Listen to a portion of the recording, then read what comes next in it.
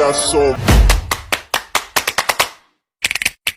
motherfucking design on right now.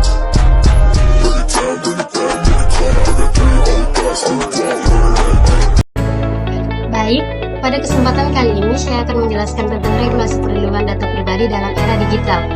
Di Indonesia terdiri dari berbagai macam peraturan yang disebar-sebar pada berbagai sektor seperti keuangan, kesehatan, kependudukan, telekomunikasi, perbankan, perdagangan, dan lain-lain. Kebutuhan peraturan yang lebih komprehensif untuk perlindungan data pribadi di Indonesia, beberapa negara ASEAN juga telah memiliki aturan khusus perlindungan data pribadi seperti Malaysia, Singapura, Filipina, dan Thailand. Perlindungan data pribadi di Indonesia merupakan wujud pengakuan dan perlindungan hak dasar manusia. Pemerintah juga mengakui bahwa peraturan mengenai data pribadi merupakan undang-undang yang bersifat khusus, sehingga adanya norma lain yang disebutkan dalam peraturan pasal-pasalnya harus merujuk pada ketentuan dalam undang-undang lain yang mengatur secara khusus. Baik, pada materi kedua yaitu kebijakan dan peraturan perlindungan data pribadi dalam konteks hukum. Kebijakan dan peraturan perlindungan data pribadi dalam konteks hukum terdiri dari beberapa aspek, seperti 1. Hak privasi. Hak privasi adalah hak asasi manusia yang merupakan bagian dari perlindungan diri pribadi. Yang kedua, Undang-Undang Perlindungan Data Pribadi. Undang-Undang Perlindungan Data Pribadi atau UU PDP adalah peraturan yang disetujui pada tahun 2022 di Indonesia. Yang ketiga, kebijakan dan regulasi. Pemerintah dan instansi pengawasan hukum di Indonesia telah mengatur berbagai peraturan untuk melindungi data pribadi. Keempat, pengelolaan dan pengawasan perlindungan data pribadi di Indonesia yang tersebar di berbagai sektor seperti keuangan, kesehatan, kependudukan, telekomunikasi, perbankan, perdagangan, dan lain-lain. Yang kelima, penggunaan teknologi informasi.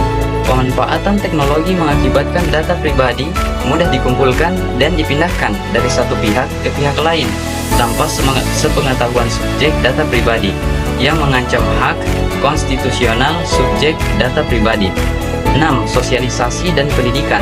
Pemerintah dan masyarakat harus melakukan sosialisasi dan pendidikan tentang perlindungan data pribadi seperti literasi digital dan tatanan hukum untuk mempercepat tujuan perlindungan data diri. 7. Kesadaran masyarakat.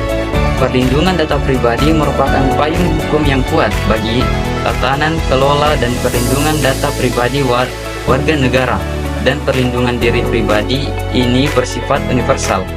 Kedelapan, pengawasan internasional. Beberapa negara di dunia telah mengatur aturan-aturan khusus perlindungan data pribadi seperti Malaysia, Singapura, Filipina, Thailand, dan lain sebagainya.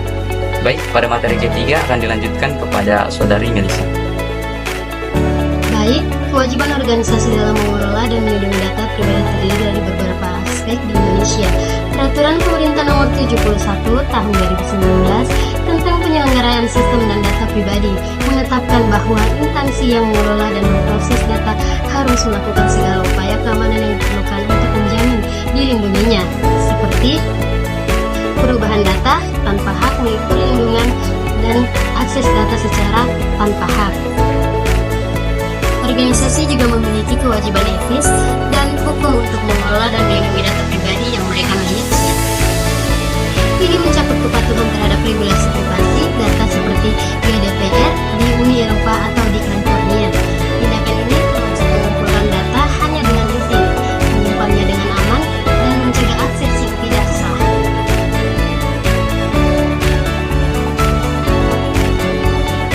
Organisasi juga harus memastikan data pribadi hanya diterima dan diproses berdasarkan tujuan yang ditetapkan di awal.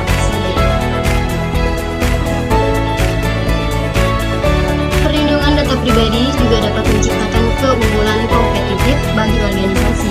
Organisasi yang mengutamakan privasi data dan memiliki sistem keamanan yang kokoh akan menjadi pilihan yang lebih menarik dalam lingkungan bisnis dan kompetitif.